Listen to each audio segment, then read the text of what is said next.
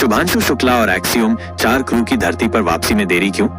भारतीय अंतरिक्ष यात्री ग्रुप कैप्टन शुभांशु शुक्ला और एक्सियोम 4 क्रू की धरती पर वापसी 14 जुलाई 2025 से पहले संभव नहीं है। ये देरी कई कारकों के कारण है, जिनमें तकनीकी और मौसमी परिस्थितियां शामिल हैं। देरी की मुख्य वजहें: फ्लोरिडा तट पर खराब मौसम। एक्सियोम 4 क्रू स्पेसएक्स के ड्रैगन कैप्सूल ग्रेस में वापस आएगा, जो फ्लोरिडा तट के पास अटलांटिक महासागर या मैक्सिको की खाड़ी में उतरेगा। इस क्षेत्र में तेज हवाएं, बारिश या तूफान जैसी प्रतिकूल मौसमी स्थितियां सुरक्षित स्प्लैशडाउन पानी में उतरना को असंभव बना सकती हैं। यूरोपीय अंतरिक्ष एजेंसी ESA और नासा ने संकेत दिया है कि मौसम की स्थिति के कारण वापसी को 14 जुलाई तक टाला जा सकता है। इस पर तकनीकी जांच, प्रेशर लीक। अंतर्राष्ट्रीय अंतरिक्ष स्टेशन इसके रूसी ज़वेज़दा मॉड्यूल में हाल ही में एक प्रेशर लीक की समस्या सामने आई थी। नासा और रूस की अंतरिक्ष एजेंसी रोसकोस्मोस ने इसकी मरम्मत की है, लेकिन मरम्मत के बाद एक नया प्रेशर सिग्नेचर, हवा के रिसाव का संकेत देखा गया है।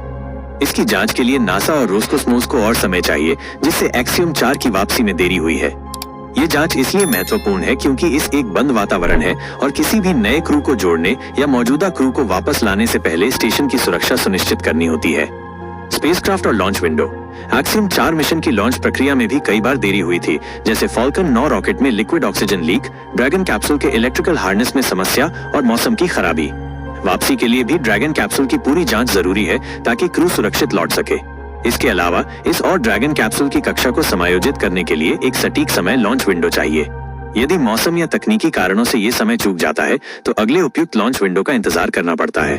अन्य इस संचालन, इस पर कई मिशन एक साथ चल रहे हैं, जैसे क्रू 10 और क्रू 11। इन मिशनों के लिए डॉकिंग पोर्ट, पार्किंग स्पॉट सीमित हैं।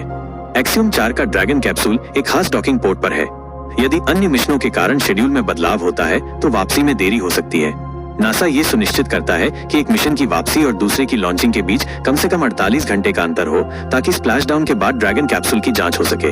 धरती पर वापसी का पूरा प्रोसेस।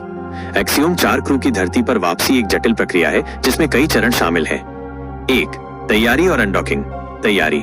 क्रू अपनी वैज्ञानिक गतिविधियां पूरी करता है और सामान जैसे प्रयोग के नमूने, बीज और डेटा ड्रैगन कैप्सूल में पैक करता है।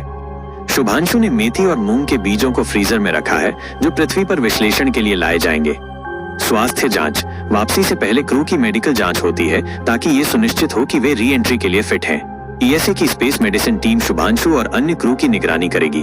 अनडॉकिंग। ड्रैगन कैप्सूल इससे अलग होता है। ये प्रक्रिया ऑटोमेटिक होती है, लेकिन क्रू और ग्राउंड कंट्रोल, नासा और स्पेसएक्स इसे मॉनिटर करते हैं। एक्सियोम 4 का ड्रैगन कैप्सूल ग्रेस 26 जून को इससे जुड़ा था और अनडॉकिंग 14 जुलाई के बाद हो सकती है।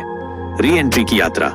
अनडॉकिंग के बाद ड्रैगन कैप्सूल इससे दूर जाता है और पृथ्वी की ओर लौटने के लिए अपनी कक्षा समायोजित करता है। ये प्रक्रिया करीब 28 घंटे लेती है, क्योंकि कैप्सूल को इसकी कक्षा 28,000 किलोमीटर घंटा की रफ्तार से पृथ्वी की सतह तक पहुंचना होता है। कैप्सूल की गति और दिशा को ग्राउंड कंट्रोल से सटीक रूप से नियंत्रित किया जाता है। ड्रैगन में अत्याधुनिक जीवन रक्षक सिस्टम और स्वचालित डॉकिंग तकनीक होती है। वायुमंडल में प्रवेश, री एंट्री। ड्रैगन कैप्सूल पृथ्वी के वायुमंडल में प्रवेश करता है, जहां ये 28,000 किलोमीटर घंटा की रफ्तार से यात्रा करता है।